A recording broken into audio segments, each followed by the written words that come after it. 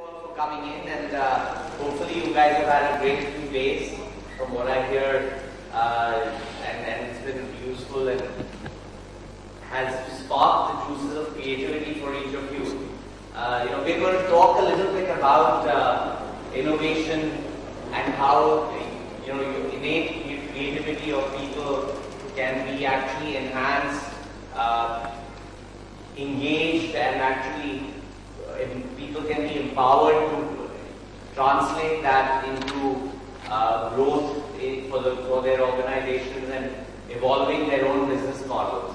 I'm privileged to have both Shalini and Ambu as our co-speakers because they will bring significant insight from their past experiences as well as different industries. One of the things we were just catching up on inside was really that the best way to learn for adults, and you're all adults here, is really about sharing real experiences and case studies about what we've seen in organizations.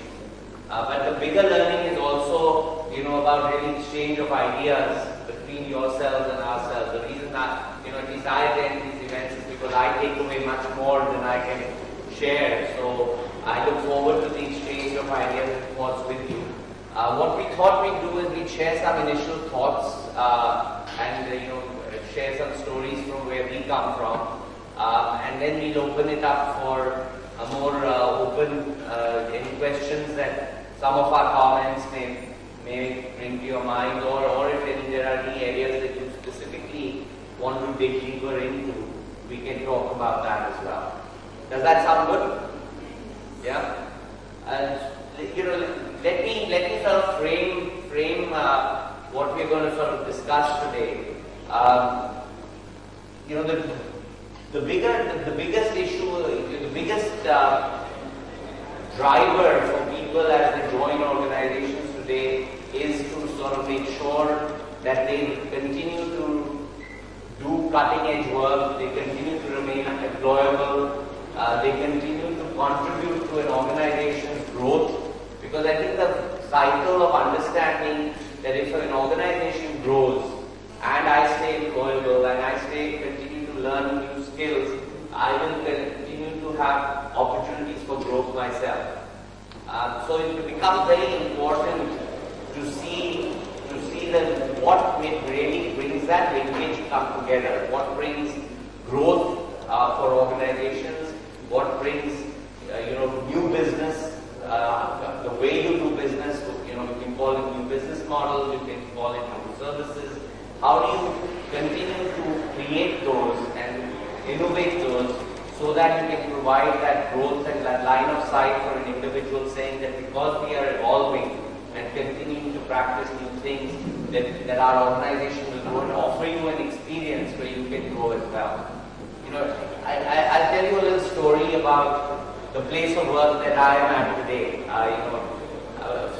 7 years ago or so, HCL Technologies, and I was sharing this with my co-speakers today, was about a $700 million company.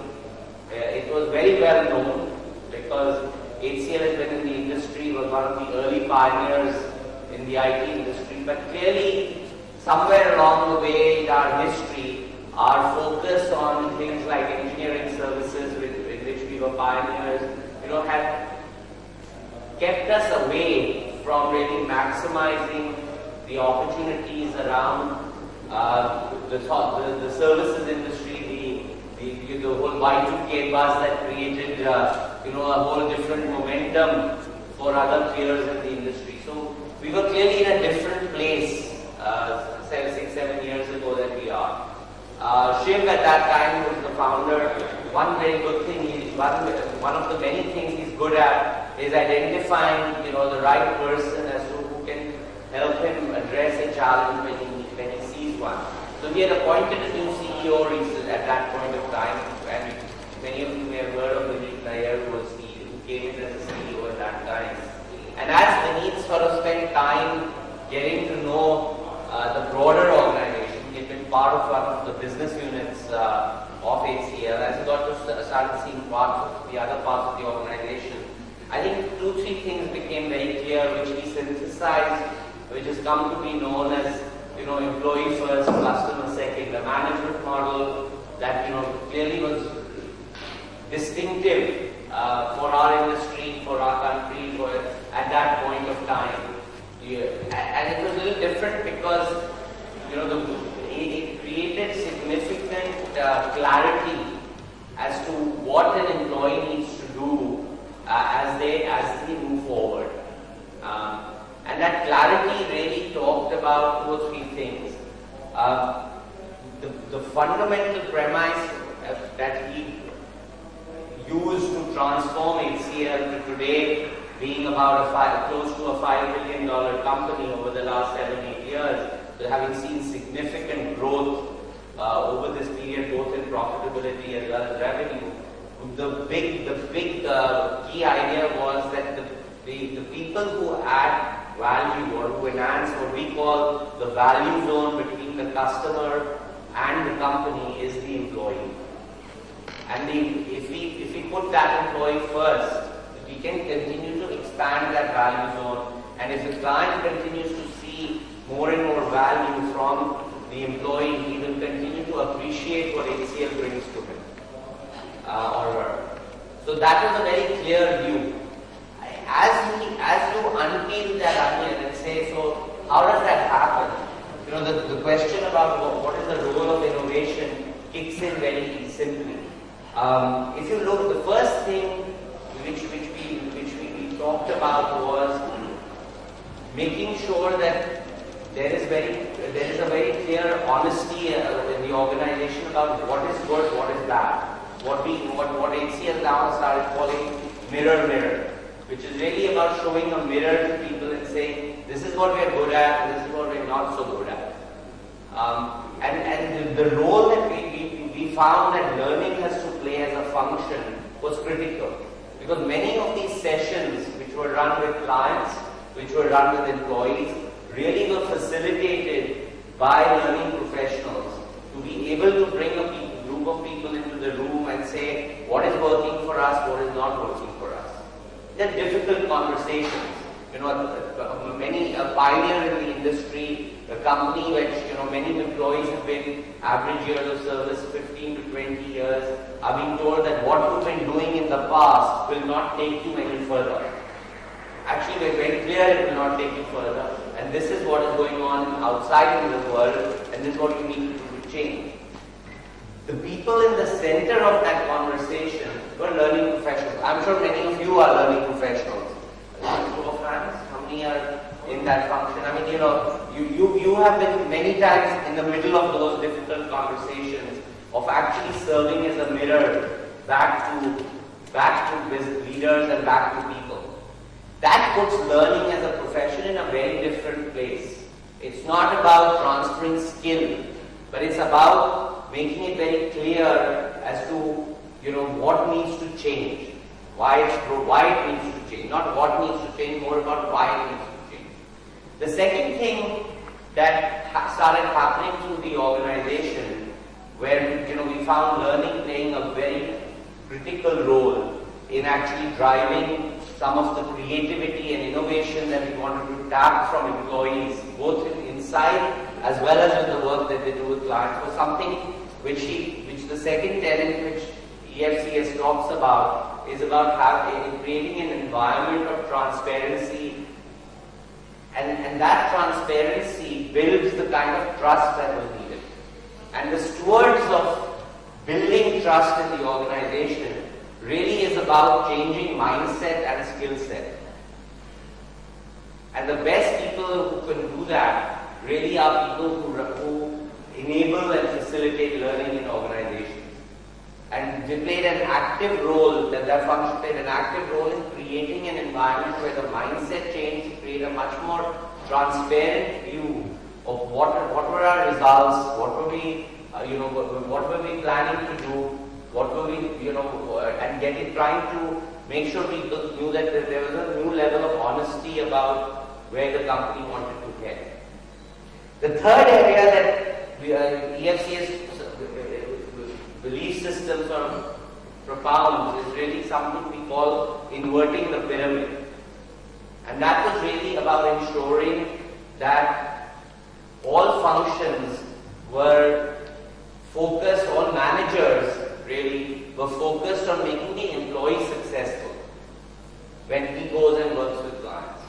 And the biggest thing that needed to change really there was making sure that managers knew how to do that. You know, the ability to enhance the skills of a manager of how to be an enabler, how to engage people and how to empower people. That mandate is what drives learning even today, right? I talk to my learning leaders about, you know, the importance of not looking at themselves as really being trainers, but really the importance of being performance consultants. And how do you help an employee be a better performer is really by consulting with the manager of how he can invert his role, and instead of thinking that he will tell the employee what to do, when to do, how to do, but really help him see his role as somebody who enables the employee to give ideas, he empowers the employee to act on those ideas, and he engages him because that's what the employee is looking for. One of the things I found different in HCL compared to my 25 years, 20 odd years of working is really that regardless of where you go in the pyramid, most people talk about the freedom to ideate, the freedom to make decisions, and the freedom to take actions. And that's really because the manager role has been the curriculums, the training programs we run, all are focused around our managers really inverting the pyramid and supporting the employee. The last piece really that we talked about as part of EFCS was around recasting the role of the CEO, taking ownership for change. And that's really about being a steward of the culture that we have. And the culture is really about these belief systems, about being honest, knowing what is good, what is bad, being very transparent about what we're going to do about it, about our strategy, and making sure that we are there enabling, empowering, and engaging people, taking ownership for these activities. That taking ownership was really about being a steward for our culture. You know, and our culture, what we found is that the best people who can do that are people who can bring in certain capabilities on how to bring that culture to life. Because culture doesn't, you know, you take a bowl of curd and you leave it on the table, it will form its own culture. You know, a culture will happen regardless. So you have to do something to that culture. And what you have to do to that culture is add capabilities in the organizations to take that culture where you want it to be. And that role, that activity has also been put on the heads of our learning organizations, saying you will steward our culture so that we translate it to be what we want it to be, rather than just letting it happen. So if you link it back, these four tenets, if any of you read the EFCS book, they each had a significant underlying linkage to learning. Whether it was about running sessions which were honest and true, whether it was about enabling people to see how to build trust and changing mindset and skill set to do that, whether it was around inverting the pyramid and teaching managers how to enable, empower and engage their workforce. All these activities, these underlying activities which influence those tenets were really impacted by the learning teams, by learning interventions. And last but not the least, what that has done over the last 7 years is really a result of unleashing what you will find is this freedom to ideate, take decisions and act. We've created certain platforms and practices which we've now started seeing when you put all this together at HCL at least as a culture of what we call ideapreneurship. And that stewarding that culture of ideapreneurship sits, part and parcel of my learning organization. Somen, who's sitting here in the audience, plays an active role in shaping that. And that is really the role that we see learning having in innovation. Because if you look at what is ideapreneurship, Ideapreneurship has translated. We have a platform called Value Portal, where we encourage employees to give ideas which can impact client value directly. Over the last 2.5, 3 years, we have seen certified value from clients saying that employees have added close to $250 million worth of value from ideas executed which were beyond the contract. So these are not things that they contracted for and said, we'll add this much value to you. This was new ideas that employees took to the client directly through this platform called Value Portal. Or whether you see many of our products and offerings that we take to market today come out of an innovation competition we run called Mad Jam, which is make a difference, and it's all about actually bringing to the table things that you do on your spare time or at work and shaping new offerings for HCL to take to market. Or we've seen more and more employees participate in things around what we call transformation boards, where they sit with clients and they actually think of how they can help those clients. Many of these $250 million of ideas is a very tangible outcome of innovation created by things that we've done through learning interventions, through performance consulting, and enabling this transition for HCL to go from a sort of one of the companies in the industry today to having significant momentum. And that the role of actually continuing that journey sits front and center with our learning organization to enable us to sustain this culture that we call ideapreneurship.